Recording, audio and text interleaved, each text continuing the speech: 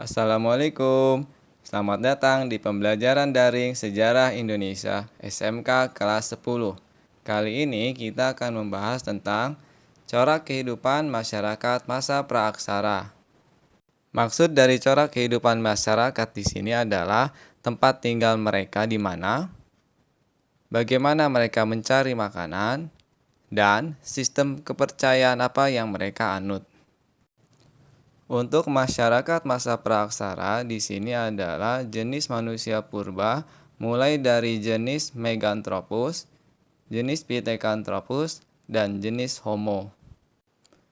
Yang pertama adalah pola hunian. Dalam buku Indonesia dalam Arus Sejarah, jilid 1 diterangkan tentang pola hunian manusia purba yang memperlihatkan dua karakter khas hunian, yaitu yang pertama, kedekatan dengan sumber air, dan yang kedua, kehidupan di alam terbuka. Manusia purba hidup di gua-gua yang dekat dengan sumber air, yaitu sungai. Ini dapat dipahami mengingat keberadaan air memberikan beragam manfaat, dan air merupakan kebutuhan pokok bagi manusia. Air juga diperlukan oleh tumbuhan maupun binatang. Keberadaan air pada suatu lingkungan mengundang hadirnya berbagai binatang untuk hidup di sekitarnya. Begitu pula dengan tumbuhan-tumbuhan. Air memberikan kesuburan bagi tanaman. Keberadaan air juga dimanfaatkan manusia sebagai sarana penghubung dalam memenuhi kebutuhan hidupnya. Melalui sungai, manusia dapat melakukan mobilitas atau pergerakan dari satu tempat ke tempat yang lainnya. Yang kedua sekarang, dari berburu meramu sampai bercocok tanam.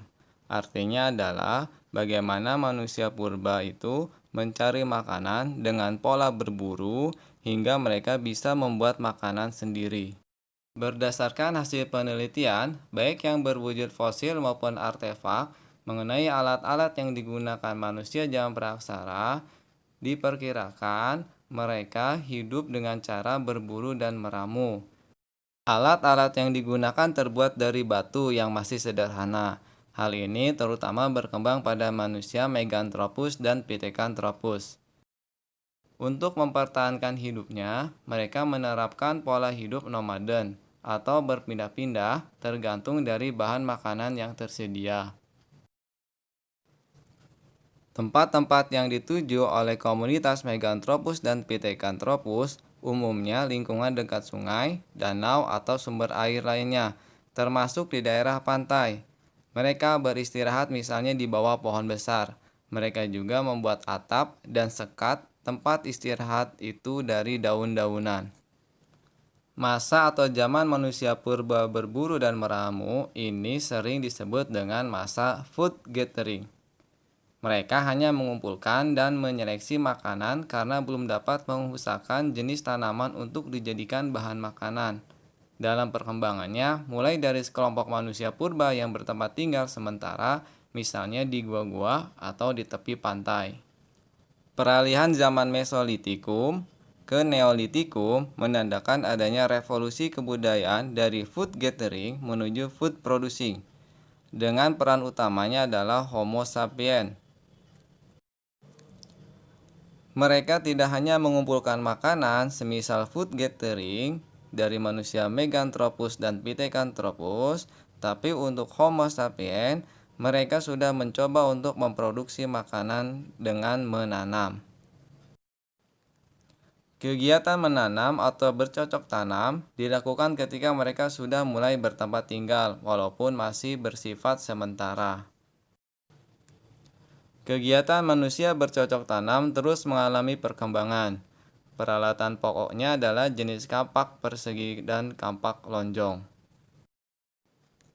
Kemudian berkembang ke alat lain yang lebih baik, seiring datangnya bangsa Austronesia dari Yunan ke Kepulauan Indonesia. Begitu juga kegiatan beternak juga mulai berkembang. Seiring kedatangan orang-orang dari Yunan yang kemudian dikenal sebagai nenek moyang kita itu, maka kegiatan pelayaran dan perdagangan mulai dikenal. Dalam waktu singkat, kegiatan perdagangan dengan sistem barter mulai berkembang. Kegiatan bertani juga semakin berkembang karena mereka sudah mulai bertempat tinggal menetap. Sekarang kita bahas yang ketiga, yaitu sistem kepercayaan. Masyarakat zaman praaksara, terutama periode zaman Neolitikum, sudah mengenal sistem kepercayaan. Mereka sudah memahami adanya kehidupan setelah mati. Mereka meyakini bahwa roh seseorang yang telah meninggal akan hidup di alam lain. Oleh karena itu, roh orang yang sudah meninggal akan senantiasa dihormati oleh sanak kerabatnya. Terkait dengan itu, maka kegiatan ritual yang paling menonjol adalah upacara penguburan orang meninggal. Dalam tradisi penguburan ini, jenazah orang yang telah meninggal dibekali berbagai benda dan peralatan kebutuhan sehari-hari.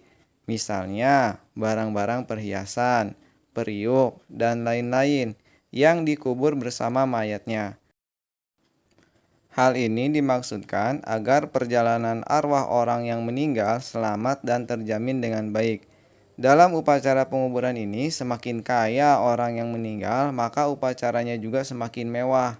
Barang-barang berharga yang ikut dikubur juga semakin banyak. Selain upacara-upacara penguburan yang tadi, juga ada upacara-upacara pesta untuk mendirikan bangunan suci. Mereka percaya manusia yang meninggal akan mendapatkan kebahagiaan jika mayatnya ditempatkan pada susunan batu-batu besar, semisal pada peti batu atau yang disebut dengan sarkofagus. Sistem kepercayaan dan tradisi batu besar, seperti dijelaskan di atas, telah mendorong berkembangnya kepercayaan animisme. Kepercayaan animisme merupakan sebuah sistem kepercayaan yang memuja roh nenek moyang. Di samping animisme, muncul juga kepercayaan dinamisme. Menurut kepercayaan dinamisme, ada benda-benda tertentu yang diyakini memiliki kekuatan gaib, sehingga benda itu sangat dihormati dan dikeramatkan. Demikian penjelasan hari ini. Terima kasih sudah menonton. Wassalamualaikum warahmatullahi wabarakatuh.